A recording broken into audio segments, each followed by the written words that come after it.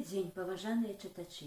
15 ліпеня свой 125-гадовы юбілей адзначае Уладзімір Мікалаевіч Дубоўка, старэйшы беларускі паэт, адзін з пачынальнікаў савецкай літаратуры, празаік, перакладчык, член Саюза пісьменнікаў Беларусі з 1958 года.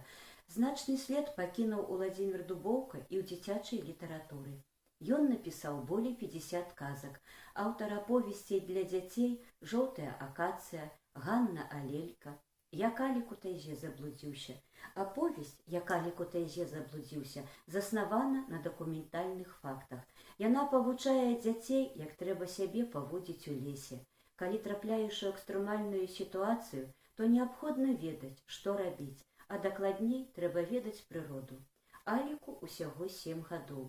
Яго бацька з самага дзяцінства вучыў разумець і любіць прыроду. Ён не спужаўся, апынуўшись у тайзе. Ён пачаў шукаць выйсце. Пісьменнік паказаў у творы, што безвыходных сітуацый у жыцці вельмі мала. Пакуль ёсць надзея, трэба змагацца за сваё жыццё. Гэта не проста кніга, гэта і казка, і падручнік батанікі. Маленькі хлопчык заблудзіўся ў лесе. Але сустрэў там не бабу Ягу, не Кашчэя і не злога воўка.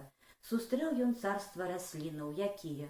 А зрэшты, прачытайце і самі, і пра ўсё даведаецеся. Кніга мае шмат ілюстрацый, якія дапамогуць маленькім чытачам у вывучэнні расліннага свету. Чакаем вас у бібліятэках нашага раёна.